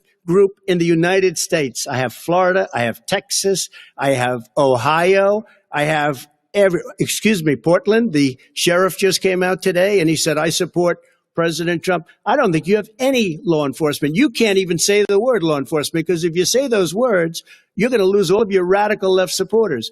And why aren't you saying those words, Joe? Why don't you say the words law enforcement? Because you know what? If they called us in Portland, we would put out that fire in a half an hour, but they won't do it because they're run by radical left Democrats. If you look at Chicago, if you look at any place you want to look, Seattle, they heard we were coming in the following day and they put up their hands and we got back Seattle. Minneapolis, we got it back, Joe, because we believe in law and order, but you don't. The top 10 cities and just about the top 40 cities are run by Democrats and in many cases radical left. And they've got you wrapped around their finger, Joe, to a point where you don't want to say anything about law and order. And I'll tell you what, the people of this country want and demand law and order, and you're afraid to even say it. All right. I want to return to the question of race. Vice President Biden, after the grand jury in the Breonna Taylor case decided not to charge any of the police with homicide, you said it raises the question, quote, whether justice could be equally applied in America. Do you believe that there is a separate but unequal system of justice for blacks in this country? Yes, there is. There's systemic injustice in this country, in education and work and in law enforcement and the way in which it's enforced. But look, the vast majority of police officers are good, decent, honorable men and women. They risk their lives every day to take care of us. But there are some bad apples. And when they occur, when they find them, they have to be sorted out. They have to be held accountable. They have to be held accountable. And what I'm going to do as President of the United States is call together an entire group of people at the White House, well, everything from the civil rights groups to the police officers, to the police chiefs, and we're going to work this out. We're going to work this out so we change the way in which we have more transparency in when these things happen. These cops aren't happy to see what happened to George Floyd. These cops aren't happy to see what happened to Breonna Taylor. Most don't like it. But we have to have a system where people are held accountable. And by the way, violence in response is never appropriate. Never appropriate. Peaceful protest is. Violence is never appropriate. All right. What is peaceful protest? When they run through the middle of the town and burn down your stores and kill people all over the place, and you say peaceful protest? No, it's not, but you say it is. President Trump, I'd like to continue with the issue of race. I promise we're going to get to the issue of law and order in a moment. This month, your administration directed federal agencies to end racial sensitivity training that addresses white privilege or critical race theory. Why did you decide to do that, to end racial sensitivity training? And do you believe that there is systemic racism in this country, sir? I ended it because it's racist. I ended it because a lot of people were complaining that they were asked to do things that were absolutely insane, that it was a radical revolution that was taking place in our military, in our schools, all over the place, and you know it, and so does everybody else, and he would know. What is radical about racial sensitivity training? If you were a certain person, you had no status in life. It was sort of a reversal. And if you look at the people, we were paying people hundreds of thousands of dollars to teach very bad ideas and frankly very sick ideas. And really, they were teaching people to hate our country. And I'm not going to do that. I'm not going to allow that to happen. We have to go back to the core values of this country. They were teaching people that our country is a horrible place, it's a racist place, and they were teaching people to hate our country. And I'm not going to allow that to happen. Vice President Biden? Nobody's doing that. He's the racist. You just don't know. Here's the deal. I know a lot more about this. Let him finish. The fact is that there is racial insensitivity. People have to be made aware of what other people feel like, what insults them, what is demeaning to them. It's important to people know they don't want to. Many people don't want to hurt other people's feelings, but it makes a big difference. It makes a gigantic difference in the way a child is able to grow up and have a sense of self-esteem. It's a little bit like how this guy and his friends look down on so many people. They look down their nose on people like Irish Catholics like me and grew up in Scranton. They look down on people who don't have money. They look down on people who are of a different faith. They look down on people who are a different color. In fact, we're all Americans. The only way we're going to bring this country together is bring everybody together. There's nothing we cannot do if we do it together. We can take this on and we can defeat racism in America. President Trump, sir. During the Obama-Biden administration, there was tremendous division. There was hatred. You look at Ferguson, you go to many places. Look at Oakland. Look what happened in Oakland. Look what happened in Baltimore. Look what happened. Frankly, it was more violent than what I'm even seeing now. Oh, my but Lord. The reason is that ridiculous. The Democrats that run these cities don't want to talk like you about law and order. Violent and you crime, still haven't mentioned. Violent Are you crime. in favor of law and order? I'm in favor of law. You follow it. Are you in favor of law and order? Go yes, ahead. I'm in favor. You asked a question, let him finish. Law and order. Law and order with justice, where people get treated fairly. Okay. And the fact of the matter is, violent crime went down 15% in our administration. All right. It's gone up on his watch. Went down much more in ours. All right, we're now. Mr. President, you're going to. Mr. President, every record in the Mr. President, you're going to be very happy because we're now going to talk about law and order. Places we had trouble were Democratic-run cities. That's exactly my question. There has been a dramatic increase in homicides in America this summer, particularly, and you often blame that on Democratic mayors and Democratic governors, but in fact, there have been equivalent spikes in Republican-led cities like Tulsa and Fort Worth. So the question is this really a party issue? I think it's a party issue. You can bring in a couple of examples, but if you look at Chicago, what's going on in Chicago, where 53 people were shot and 8 died shot. If you look at New York, where it's going up like nobody's ever seen anything, the numbers are going up 100, 150, 200%. Crime. It is crazy what's going on. And he doesn't want to say law and order because he can't, because he'll lose his radical left supporters. And once he does that, it's over with. But if he ever got to run this country and they ran it the way he would want to run it, our suburbs would be gone. By the way, our suburbs would be gone, and you would see problems like you've never seen. He would know a suburb unless you took a wrong turn. Oh, I know suburbs. He would not. So much Go ahead. Wait a minute. I was raised in the suburbs. This is not 1950. All these dog whistles on racism don't work anymore. Suburbs are by and large integrated. There's many people today driving their kids to soccer practice and or to black and white and Hispanic in the same car as there have been any time in the past. What really is a threat to the suburbs and their safety is his failure to deal with COVID. They're dying in the suburbs. His failure to deal with the environment. They're being flooded. They're being burned out because his refusal to do anything. That's why the suburbs are in trouble. I do want to talk about this issue of law and order, though. And in the joint recommendation that came from the Biden-Bernie Sanders task force, you talked about, quote, reimagining policing. Yeah. First of all, what does reimagining policing mean, and do you support? It means. Let me, if I might finish the question. What does reimagining policing mean, and do you support the Black Lives Matter call for for community control of policing? Look, what I support is the police having the opportunity to deal with the problems they face. And I'm totally opposed to defunding the police offices. As a matter of fact, local police, the only one defunding in his budget calls for a $400 million cut in local law enforcement assistance. They need more assistance. They need, when they show up for a 9/11 call, to have someone with them as a psychologist or psychiatrist to keep them from having to use force and be able to talk people down. We have to have community policing like we had before, where the officers get to know the people in the communities. That's when crime went down. It didn't go up, it went down.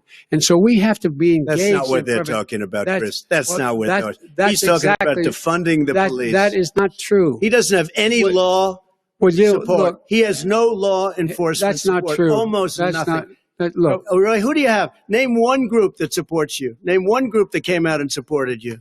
Go ahead. Think. We have time. We don't have time to do anything. No, think All right. about it.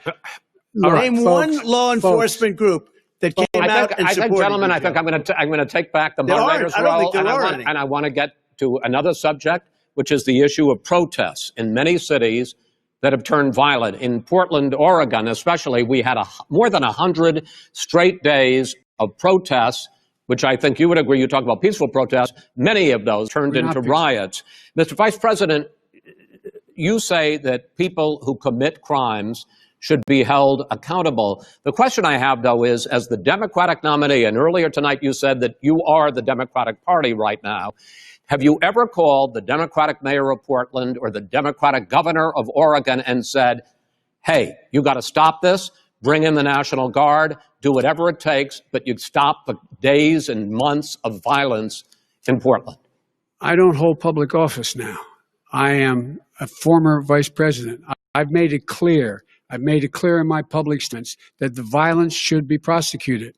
It should be prosecuted. And anyone who commits it But should you've never called for the people, the leader. Excuse me, sir. You have never called for the leaders in Portland and in Oregon to call and bring in the National Guard and knock off 100 days of riots. They can, in fact, take care of it if he just stay out of the way. Look here. Oh, really? Oh, really? Here's the thing. I sent in the U.S. Marshals to get the killer of the young man in the middle of the street. They shot him. And for 3 days, President Trump, Portland wouldn't do anything. I had to send in the U.S. Marshals, and they took care of business. Go ahead, sir. And by the way, his own former spokesperson said, riots and chaos and violence help his cause. That's what this is all about. I don't know who said that. I do. Who? I think Kellyanne Conway. I don't think she said that. She said that. And so here's the here's the point. The point is that's what he keeps trying to rile everything up. He doesn't want to calm things down. Instead of going in and talking to people and saying, let's get everybody together, figure out how to deal with this. What's he do? He just pours gasoline in the fire constantly, and every single solitary time. And to button up this segment, I'm going to give you a minute to answer, sir. You have repeatedly criticized. I have to answer his statement. You have repeatedly. You've been talking back and forth. He made a statement. I'm asking you. I would love to end it. Sir. I would love to end it. If you want to switch seats, we could very quickly. We could do that, but I'd send in the National Guard. It would be over. There'd be no problem. Okay, but they don't want to accept the National Guard. You've repeatedly criticized the vice president for not specifically calling out Antifa and other left-wing extremist groups. But are you willing tonight to condemn white supremacists and militia groups and to say that they need to stand down and not add to the violence in a number of these cities, as we saw in Kenosha and as we've seen in Portland? Sure, are you I'm prepared willing to do specifically that, do it? Well, I would say almost everything I see is from the left wing, not from the right wing. So what are you saying? I'm willing to do anything. I want to see peace. Then do it, sir. Say it. Do it. Say it. You want to call him? What do you want to call him? Give me a name. Give me a white name. Supremacists and who would you like me to condemn? White supremacists and right Proud Boys. Stand back and stand by. But I'll tell you what. Somebody's got to do something about Antifa and the left, because this is not a right-wing problem. This is a left-wing. This is a left-wing problem. White supremacists. Antifa's an idea, not an organization. Oh, you got it. Not militia. That's what his FBI his Okay. FBI director Gentlemen, said. Well, then you know what? No, He's no, wrong. we're done, sir. We're moving on to the next. We're Everybody moving. gives you Bat advice hits in you your over the head, that's administration. not an idea. Everybody in Antifa your is bad. administration tells you the truth has a bad idea. Can I tell you what? You have no ideas. Antifa is a dangerous All right, radical gentlemen, group. we're now moving on to the Trump And and you ought to be Biden careful with records. them. They'll overthrow you. When in a 2 president, seconds. I'm going to ask a question. When the president seeks a second term, it is generally a referendum on his record. But Vice President Biden, you like to quote one of your dad's sayings, which is, don't compare me to the almighty, compare me to the alternative. And in this case, sir, you are the alternative. Looking at both of your records, I'm going to ask each of you, why should voters elect you president over your opponent? In this segment, President Trump, you go first, 2 minutes. Because there has never been an administration or president who has done more than I've done in a period of 3.5 years. And that's despite the impeachment hoax. And you saw what happened today with Hillary Clinton, where it was a whole big con job. But despite going through all of these things, where I had to fight both flanks and behind me and above, there has never been an administration that's done what I've done. The greatest, before COVID came in, the greatest economy in history, lowest unemployment numbers. Everything was good. Everything was going. And by the way, there was unity going to happen. People were calling me for the first time in years. They were calling and they were saying, it's time maybe. And then what happened? We got hit, but now we're building it back up again. A rebuilding of the military, including Space Force and all of the other things. A fixing of the VA, which was a mess under him. 308,000 people died because they didn't have proper health care. It was a mess. And we now got a 91% approval rating at the VA, our vets. We take care of our vets. But we've rebuilt our military. The job that we've done, and I'll tell you something, some people say maybe the most important. By the end of the first term, I'll have approximately 300 federal judges and Court of Appeals judges, 300, and hopefully 3 great Supreme Court justices. That is a record, the likes of which very few people, and you know one of the reasons I'll have so many judges? Because President Obama and him left me 128 judges to fill. When you leave office, you don't leave any judges. That's like, you just don't do that. They left 128 openings, and if I were a member of his party, because they have a little different philosophy, I'd say if you left us 128 openings, you can't be a good president. You can't be a good vice president. But I want to thank you because it gives us almost, it'll probably be above that number by the end of this term. 300 judges. It's a record. Looking at both of your records, why should voters elect you president as opposed to President Trump? You have 2 minutes uninterrupted. Under this president, we become weaker, sicker, poorer, more divided, and more violent. When I was vice president, we inherited a recession. I was asked to fix it. I did. We left him a booming economy, and he caused a recession. With regard to being weaker, the fact is that I've gone head-to-head with Putin and made it clear to him we're not going to take any of his stuff. He's Putin's puppy. He still refuses to even say anything to Putin about the bounty on the heads of American soldiers. Your son got $3.5 million. And by the way, my son... Wait a minute. Mr. President, your campaign agreed to both sides would get 2-minute answers uninterrupted. Well, your side agreed to it, and why don't you observe what your campaign agreed to as a ground rule, okay, sir? He never keeps his word. No, I'm not asking. That was a rhetorical question. Can you Go add ahead, back sir. 30 seconds? Yeah, yes, okay. you may have. All right. Go ahead. So, thirdly, we're poor. The billionaires have gotten much more wealthy by a tune of over $300 to $400 billion more just since COVID. You in the home, you got less. You're in more trouble than you were before. In terms of being more violent, when we were in office, there were 15% less violence in America than there is today. He's president of the United States. It's on his watch. And with regard to more divided, the nation can't stay divided. We can't be this way. And speaking of my son, the way you talk about the military, the way you talk about them being losers and being and just being suckers. My son was in Iraq. He spent a year there. He got the Bronze Star. He got the Conspicuous Service Medal. He was not a loser. He was a patriot, and the people left behind there were heroes. Really? And I resent. Are you talking like about Hunter? hell. Are you talking about I'm talking about my son, Bo Biden. You're talking about. I don't know, Bo. I know Hunter. Yeah, Hunter you know, Bo. Hunter got thrown out of the military. He was thrown out, dishonorably discharged. That's not true. It for wasn't dishonorably. cocaine use. And he didn't have a job until you became vice president. Once you None became of that vice is president, true. he made a fortune in Ukraine, in China, in Moscow, That is simply and various not other places. true. He My made a son, fortune. my son, and he didn't have a job. my son, like a lot of people we know at home, had a drug problem. He's overtaken it. He's fixed it. He's worked on it, and I'm proud of him. But why was he given given tens of millions of dollars? But he wasn't given All right. tens of millions of dollars. That is Tens of totally, millions of that's been dollars. totally President Trump, discredited. we've already been Totally discredited.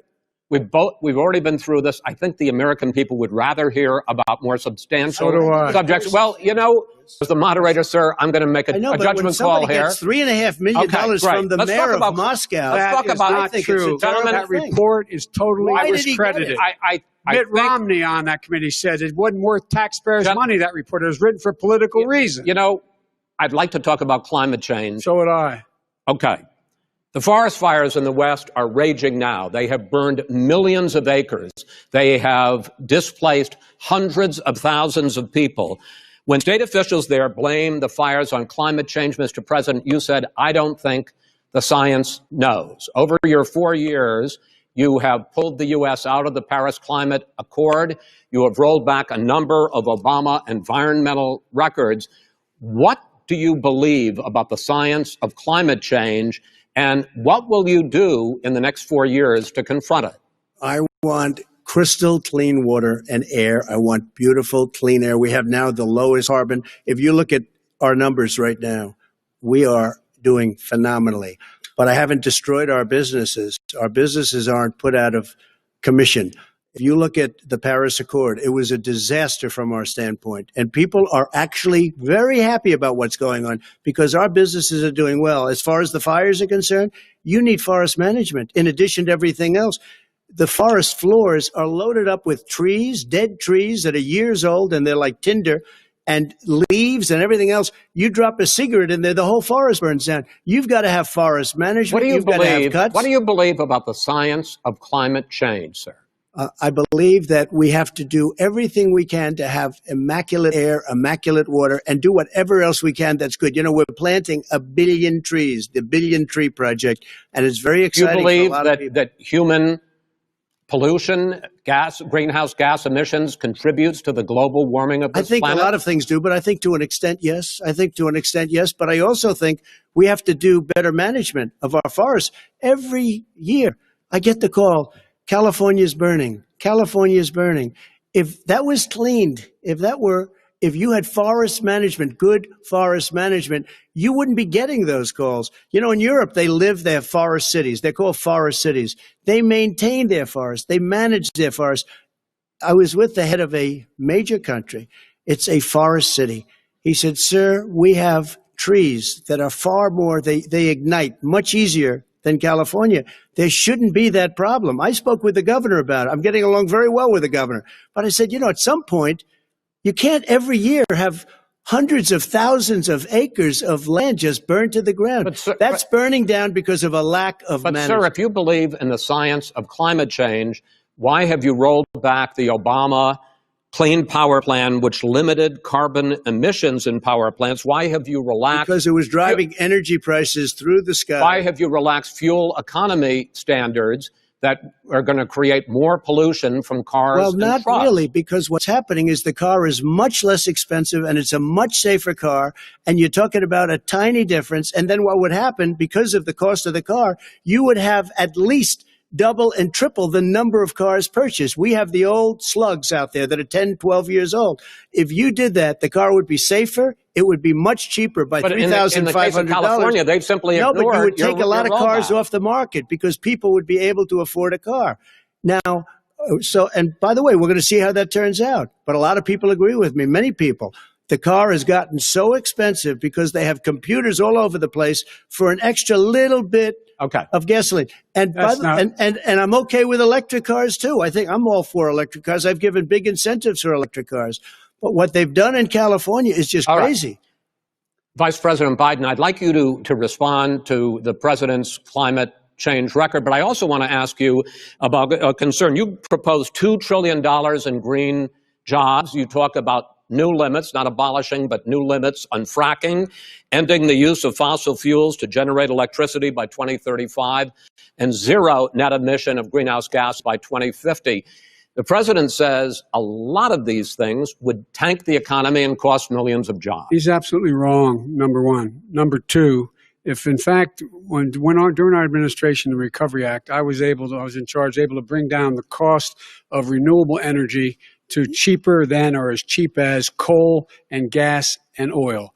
Nobody's going to build another coal-fired plant in America. No one's going to build another oil-fired plant in America. They're going to move to renewable energy, number one. Number two, we're going to make sure that we are able to take the federal fleet and turn it into a fleet that's run on their electric vehicles. Making sure that we can do that, we're going to put 500,000 charging stations and all of the highways that we're going to be building in the future. We're going to build an economy that, in fact, is going to provide for the ability us to take 4 million buildings and make sure that they, in fact, are weatherized in a way that, in fact, they'll emit significantly less gas and oil because the heat will not be going out. There's so many things that we can do now to create thousands and thousands of jobs. We can get to net zero in terms of energy production by 2035. Not only not costing people jobs, creating millions of good paying jobs, not $15 an hour, but prevailing wage, by having a new infrastructure that, in fact, is green. And the first thing I will do, I will rejoin the Paris Accord. I will join the Paris Accord because with us out of it, look what's happening. It's all falling apart. And talk about someone who has no relationship with foreign policy. Brazil, the rainforests of Brazil are being torn down, are being ripped down. More carbon is absorbed in that rainforest than every bit of carbon that's emitted in the United States. Instead of doing something about that, I would be gathering up and making sure we had the countries of the world coming up with $20 billion and say, here's $20 billion. Stop tearing down the forest. And if you don't, then you're going to have significant economic consequences. What about the argument that President Trump basically says that you have to balance environmental interests and economic interests, and he's drawn his line? Well, he hadn't drawn a line. He still, for example, he wants to make sure that methane's not a problem. You can now emit more methane without it being a problem. Methane. This is a guy who says that you don't have to have mileage standards for automobiles that exist now. This is a guy who says that, well, the fact that it's all true. And here's the deal. He's talking about the Green New Deal, and it's not $2 billion or $20 billion, as you said. It's $100 trillion. I'm talking about where they want to rip down buildings and rebuild the building. No, it's the dumbest, most ridiculous, where airplanes are out of business, where two-car systems are out, where they want to take out the cows too. That's not true either, right? This is a $100 trillion. Look, that's more money than our country could make in 100 years if we're not going the case. All right, let me destroy our country. because I actually wait a minute, sir. I actually have studied your plan, and it includes upgrading 4 million buildings, weatherizing 2 million homes over 4 years, building 1.5 million energy efficient homes. So the question becomes, the president is saying, I think some people who support the president would say that sounds like it's going to cost a lot of money and hurt the economy. What it's going to do is going to create thousands and millions of jobs, good paying jobs. Let him finish, sir. He doesn't know how to do that. $100 billion. The fact is, it's going to create millions of good paying jobs, and these tax incentives for people to weatherize, which he wants to get rid of. It's going to make the economy much safer. Look how much we're paying now to deal with the hurricanes. By the way, he has an answer for hurricanes. He said maybe we should drop a nuclear weapon on them. I never said that. At all. He did say. You made it up. And here's the deal. You make up. We are going to be in a position where we can create hard, good jobs by making sure the environment is clean and we all are in better shape. We spend billions of dollars now, on floods, hurricanes, rising seas. We're in real trouble. Look what's happened just in the Midwest with these storms that come through and wipe out entire sections and counties in Iowa. They didn't happen before. They're because of global warming. We make up 15% of the world's problem. We, in fact, but the rest of the world, we've got to get them to come along. That's why we have to get back into the Paris Accord. All right, gentlemen. Wait a minute, Chris. So why didn't he do it for 47 years? You were vice president. Why didn't you get the world? China sends up real dirt into the air. Russia does. India does. They all do. We're supposed to be good. And by the way, he made a couple of statements. The Green New Deal is $100 trillion. That is not my plan. That's the Green well, New you want to Deal rebuild every is building. Not my plan. You want to rebuild every. If he knew anything about, if he knew anything he made a statement about the military. He said I said something about the military. He and his friends made it up, and then they went with it. I never said it. Okay. That is what not he true. did is You're he done in said this segment. he called Mr. the military stupid bastards. I and he did said not it on say tape. He said Mr. stupid Please, bastards. He sir, said it. stop. I would never say that. Play to it. Play it. Go ahead. Mr. You're on Vice tape. President answered his final question. The final question is, I can't remember which of all his rantings. I'm having a little trouble myself, but and about the economy and about this question of what it's going to cost. The economy. I mean, the Green New Deal and the idea of what your environmental Green New changes Deal, will do. The Green New Deal will pay for itself as we move forward. We're not going to build plants that, in fact, are great polluting plants. So do you We're going to support build the Green New Deal? Pardon me? Do you support? No, I don't support the Green New Deal. You don't? Oh, well, that's a big statement. I That support means you the just lost the radical left. I support you the don't. Biden plan that I put forward. Okay. The Biden plan, which is different than what he calls the radical Green New Deal. All right, gentlemen, final segment, election integrity. As we meet tonight, millions of Americans are receiving mail-in ballots or going to vote early. How confident should we be that this will be a fair election? And what are you prepared to do over the next 5+ weeks? Because it'll not only be to Election Day, but also counting some ballots, mail-in ballots after Election Day. What are you prepared to do to reassure the American people that the next president will be the legitimate winner of this election? In this final segment, Mr. Vice President, you go first. Prepared to let people vote. They should go to iwillvote.com. Decide how they're going to vote, when they're going to vote, and what means by which they're going to vote. His own Homeland Security Director, and as well as the FBI Director, says there is no evidence at all that mail-in ballots are a source of being manipulated and cheating. They said that. The fact is that there are going to be millions of people because of COVID that are going to be voting by mail-in ballots, like he does, by the way. He sits behind the Resolute desk and sends his ballot to Florida, number one. Number two, we're going to make sure that those people who want to vote in person are able to vote because enough poll watchers are there to make sure they can socially distance. The polls are open on time, and the polls stay open until the votes are counted. And this is all about trying to dissuade people from voting because he's trying to scare people into thinking that it's not going to be legitimate. Show up and vote. You will determine the outcome of this election. Vote, vote, vote. If you're able to vote early in your state, vote early. If you're able to vote in person, vote in person. Vote whatever way is the best way for you, because he cannot stop you from being able to determine the outcome of this election. And in terms of whether or not when the votes are counted, and they're all counted, that will be accepted. If I win, that will be accepted. If I lose, that'll be accepted. But by the way, if in fact he says he's not sure what he's going to accept, well, let me tell you something. It doesn't matter, because if we get the votes, it's going to be all over. He's going to go. He can't stay in power. It won't happen. It won't happen. So vote. Just make sure you understand you have it in your control to determine what this country is going to look like the next 4 years. Is it going to change? You get 4 more years of these lies. Mr. President, 2 minutes. So when I listened to Joe talking about a transition, there's been no transition from when I won. I won that election. And if you look at crooked Hillary Clinton, if you look at all of the different people, there was no transition because they came after me trying to do a coup. They came after me spying on my campaign. They started from the day I won and even before I won, from the day I came down the escalator with our First Lady. They were a disaster. They were a disgrace to our country. And we've caught them. We've caught them all. We've got it all on tape. We've caught them all. And by the way, you gave the idea for the Logan Act against General Flynn. You better take a look at that, because we caught you in a sense. And President Obama was sitting in the office. He knew about it too. So don't tell me about a free transition. As far as the ballots are concerned, it's a disaster. A solicited ballot, okay, solicited is okay. You're soliciting, you're asking, they send it back, you send it back. I did that. If you have an unsolicited, they're sending millions of ballots all over the country. There's fraud. They found them in creeks. They found some with the name Trump, just happened to have the name Trump just the other day in a waste paper basket. They're being sent all over the place.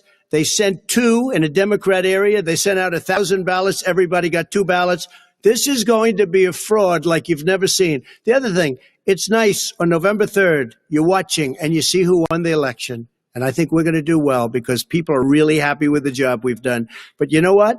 We won't know. We might not know for months because these ballots are going to be all over. Take a look at what happened in Manhattan. Take a look at what happened in New Jersey. Take a look at what happened in Virginia and other places. They're not losing 2%, 1%, which, by the way, is too much. An election could be won or lost with that. They're losing 30 and 40%.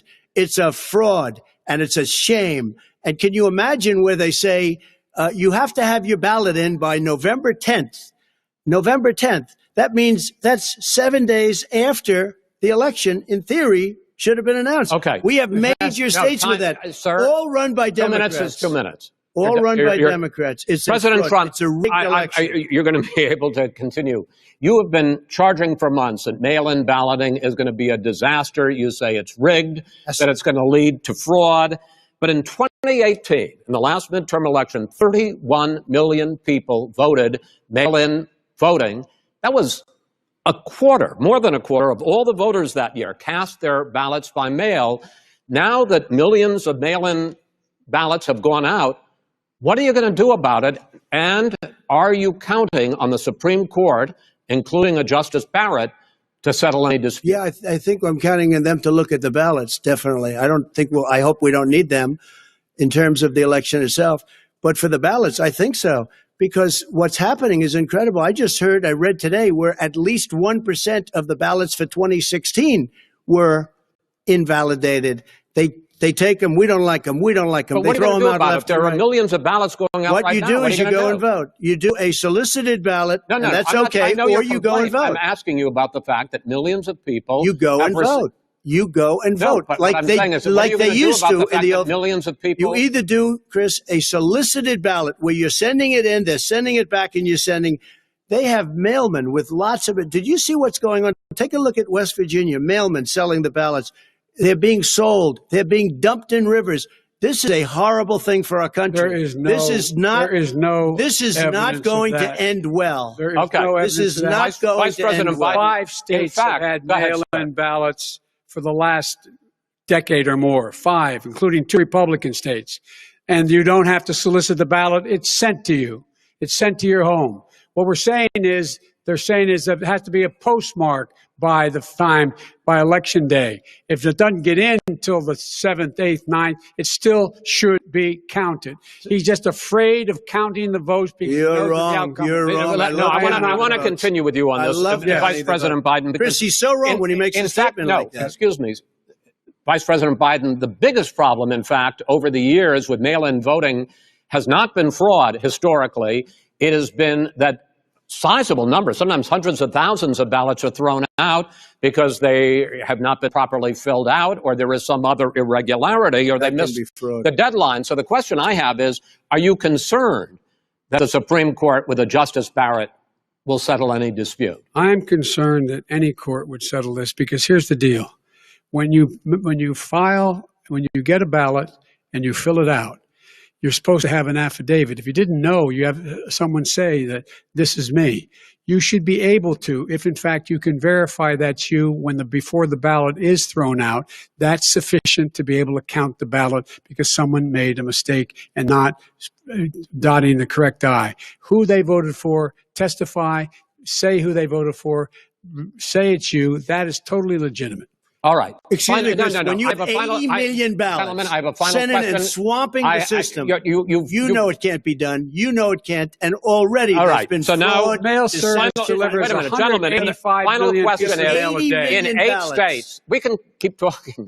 In 8 states, election workers are prohibited currently by law, 8 states, from even beginning to process ballots, even take them out of the envelopes and flatten them until Election Day. That means that it's likely, because there's going to be a huge increase in mail-in balloting, that we are not going to know on election night who the winner is, that it could be days, it could be weeks, could be months, until we find out who the new president is. So first for you, sir, finally for the vice president, I hope neither of you will interrupt the other. Will you urge your supporters to stay calm during this extended period, not to engage in any civil unrest? And will you pledge tonight that you will not declare victory until the election has been independently certified? President Trump, you go first. I'm urging my supporters to go into the polls and watch very carefully, because that's what has to happen. I'm urging them to do it. As you know, today there was a big problem. In Philadelphia, they went in to watch. They're called poll watchers, a very safe, very nice thing. They were thrown out. They weren't allowed to watch. You know why? Because bad things happen in Philadelphia, bad things. And I am urging my people. I hope it's going to be a fair election. If it's a fair election, I am 100% on board. But if I see tens of thousands of ballots being manipulated, I can't go along with that. And I'll tell you what, does that mean, from a common sense, does that mean you're going to tell your people to take to the street? It means you have a fraudulent election. You're sending out 80 million ballots. They're not equipped to, these people aren't equipped to handle it, number one. Number two, they cheat. They cheat. Hey, they found ballots in a waste paper basket 3 days ago, and they all had the name military ballots. They were military. They all had the name Trump on them. Vice President you think Biden, that's good? Vice President Biden, final question for you. Will you urge your supporters to stay calm while the vote is counted, and will you pledge not to declare victory until the election is independently certified? Yes, and here's the deal. We count the ballots, as you pointed out. Some of these ballots in some states can't even be opened until Election Day.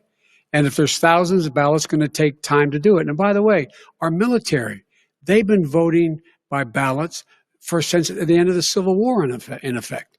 And that's what's going to happen. Why is it for them somehow not fraudulent? It's the same process. It's honest. No one has established at all that there is fraud related to mail-in ballots, that somehow it's a fraudulent process. It's already been established. Take a look at Carolyn Maloney's race. I asked you had an opportunity to respond. Look at Carolyn Maloney. Go ahead. They have no idea what happened. Vice President Biden, go ahead. He has no idea what he's talking about. Here's the deal. The fact is, I will accept it, and he will too. You know why? Because once the winner is declared, after all the ballots are counted, all the votes are counted, that'll be the end of it. That'll be the end of it. And if it's me, in fact, fine. If it's not me, I'll support the outcome.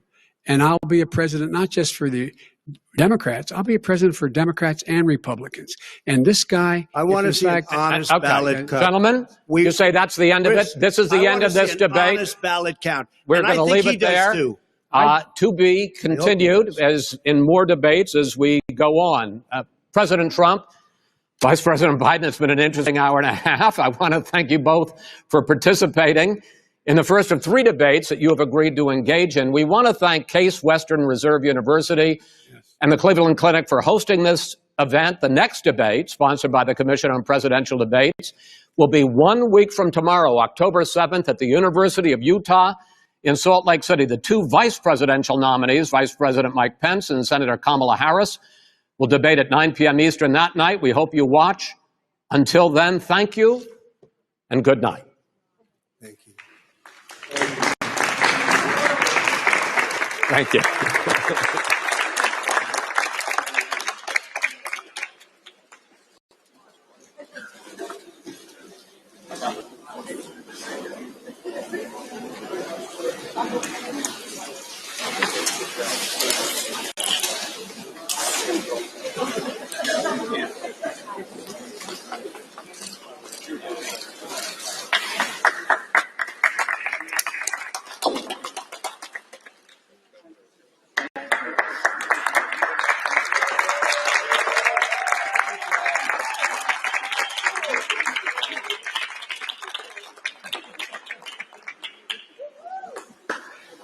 President Trump, the greatest president of all time. We love you, Trump.